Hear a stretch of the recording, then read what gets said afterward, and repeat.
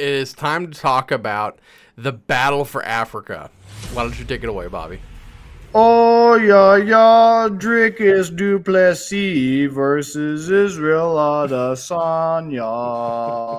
Oh, uh, this is a heartbreaker for me because I am actually a DDP guy. I'm a dickless Du Pussy.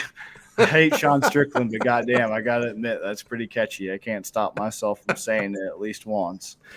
Dricus Du Plessis is a fighter who I actually like in real life, but I practice what I preach, and what I tell everybody watching this show is not to bet with your heart, not to bet with who you like and all that. I mean, yes, it is nice to choose your guys, your girls, to choose fighters that you want to root for and everything, but I think this fight is a trap when it comes to that because I don't even have to say who the better striker is, Israel Right. Adesanya.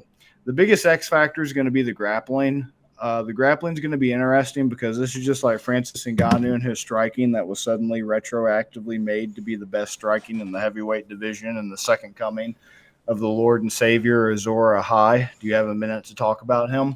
There's been a lot of revision done about Israel Adesanya's grappling, and that the man is Kazushi Sakuraba, a little bit Hoist Gracie, a little bit Neiman Gracie, a little bit Randy Orton mixed in with all those grapplers into like a gigantic Frankenstein of just a grappling phenom that came from like the Alex Pereira's fight, in which it looked like on both of their parts, not just Adesanya's.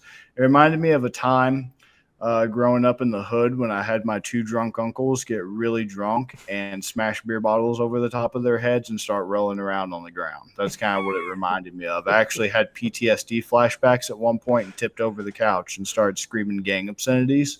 So I don't know where the idea that Israel Adesanya is some monstrous grappler came from.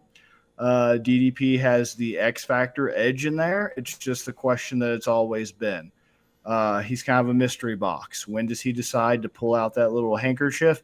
Oh, wait, here's a magic trick. That handkerchief's got a handkerchief inside it, and you didn't even see it. And now he's using it to strangle you with it.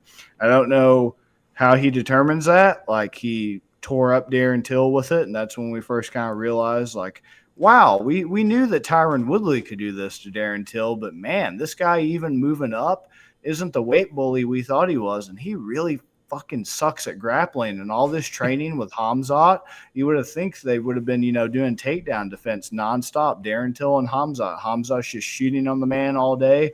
Darren's taking it in, no homo, pounding it down, taking everything he's got, staying on his feet. Apparently, they just tried to sell crypto together because the man's takedown defense did not stand up. It was absolutely terrible.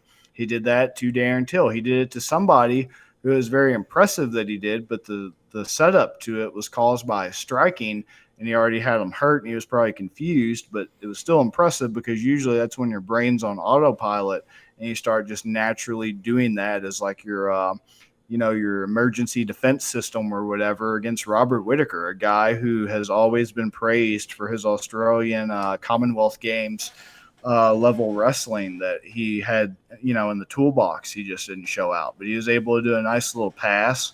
And I don't think he actually got the sub finish. I'm going to have to look it up, but man, that's how he got the TKO over Robert Whitaker. So DDP definitely has some interesting grappling. It's just like, I don't like, why didn't he use it against Sean Strickland? I'm pretty sure he just engaged in the majority of the Strickland fight with a sloppy, weird, just, classic DDP example of just shouldn't work, but it does. I'm going to knock you out. And now he's not gassed anymore with his nose surgery. But yeah, he set up the TKO with Whitaker from the guard pass with it, but he has submitted Darren Till with the face crank like I was talking about.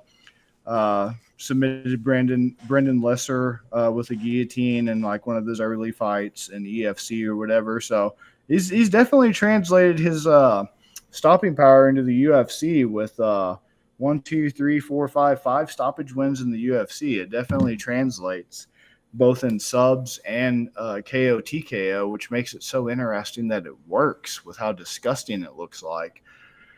But he's going to have to press that advantage. He cannot be comfortable and just make it a disgusting stand-up fest like he did with Strickland. He's going to have to shoot, but obviously strike that fine line between not shooting, naked like like Askren. He's going to have to mix up the striking to get Adesanya thinking about the striking. Now that I say this out loud, I think about who Adesanya struggles with.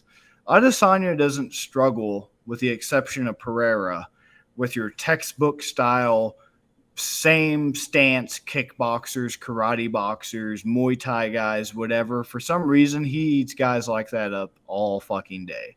You do know who he struggles with? The weirdos, the Sean Stricklands. Nobody gave Sean Strickland a chance in hell in that fight, myself included. But looking back retroactively, trying to examine it, it was the fact that Sean is just a weird iCarly boxer. DDP is a weird, I've heard comparisons made to Paige Van Zant striker lately. Like, maybe that is just what gives Israel Adesanya fits. And the grappling, once again, like I said, that's his avenue he needs to exploit. So he definitely has the edge there. Revisionism be damned. But I just don't know that I can, and I'm probably going to regret it because it's my boy and I should always pick my boy, but I'm not going to be a hypocrite. Just at the odds, I'm getting it minus 115 for Adesanya, Du Plessis at minus 105. For all the hand wringing and analysis I can give, I can say one thing concrete as a fact. You should not be getting Israel Adesanya in any fight at this stage of his career until proven otherwise. And maybe this is the beginning of the end and he does spiral out and he never recovers. But you should not be getting Israel Adesanya. I'm pretty sure probably if I was to look at odds at this close in his fights in a very, very long time. Like, the man is usually heavy favorite. And he's at minus 115 to a minus 105. That feels criminal to me to get Israel Adesanya at those odds. And it's a 5-round fight. And even though Du Plessis' gas tank has gotten a lot better, and I feel like that nasal surgery and all that jazz has helped, I still think in a 5-round fight with Adesanya mastering the range, mastering the control, choosing his shots, picking his shots, doing all the things that makes him one of the most elite strikers in the entire UFC, let alone the division that he's leaps and bounds ahead of. Getting his KO TKO at a plus 300 just feels dirty. It just feels nasty. It just feels sickening. It just feels like I'm getting away with something. And even a decision at plus 225, that's also tantalizing. Sub's not going to play a role for him at plus 2,500. If you're doing the sub, you're doing that for DDP. So I just think Adesanya is going to do all the things that Adesanya has done throughout his career that's made him the top-level guy. I hate to say it. It really does infuriate me to no end. I absolutely hate and despise Israel Adesanya, but I think he's going to get the belt back. It could be the end.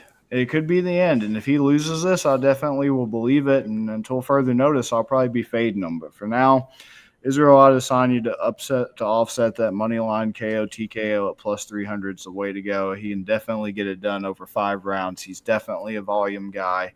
He's done it numerous times before. That's how I'm rolling. What you got? Oh, Dricus Du Plessis. Dricus Du Plessis is right. Listen, we say this all the time, okay? MMA math, like, don't do MMA math. I think we can make an exception for this fight because both of them, the last fights that they've had, were both against Sean Strickland, and both, I would say, like, fairly recently, like within a year, around that range. Adesanya took a year off after his loss. Now he's back. Looking at that fight, I think Dricus has the same game plan for Adesanya as he did for Strickland, and I think Adesanya has the same Achilles heel that Sean Strickland did.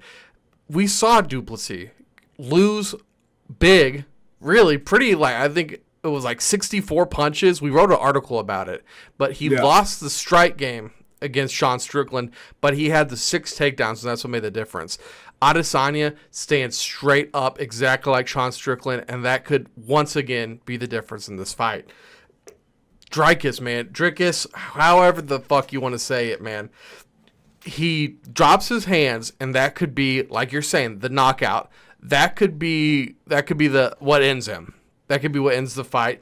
But other than that, I mean, have you seen the meme of people when it's like they do something unexpected, they pick up their phone, you think they're going to call, and then they like put it in a bowl of water or something? Like it's just like you can never guess what's coming next. They bend down to tie their shoe and they do something completely different. That is who Dricus is as a fighter, dude. You just 100%. don't know what's coming. And Adesanya, you said it, dude. He is just he's a great fighter.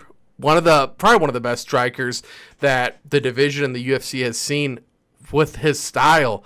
But man, so much of that, and you see it too in wrestling when you get these really, really good guys and newbies. What happens? The newbies don't fall right. They don't fall like they should. People who've done it for a long time, they know how to fall, to scramble and keep going. So the guys that have been doing it for a long time, they are anticipating that, and they are following you as you fall down. The dude is new, he just crumples. So as you're following, that's actually when we see a lot of injuries, is because this kid that doesn't know what he's doing and other people anticipating it, and it completely throws him off. And I think we could see that in this fight with Adesanya. Just not knowing what Dricus is going to do is going to throw off his timing, throw off his rhythm, and he stands straight up, which is going to open him up for these takedowns. Also, this is the side of Vegas right now. 31% of the bets and 26% of the money at minus 105. So they aren't even having to pay off plus odds on a 26% handle.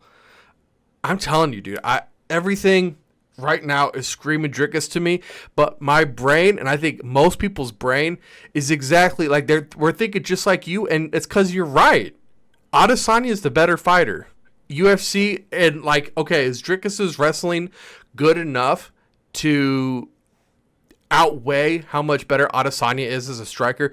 No. Adesanya is the better fighter, but in this matchup, can he win? I think the answer is yes. Yeah, my other biggest X factor is the emergence of the Adesanya titties back. And usually when the titty comes back, that means the man's on some good shit.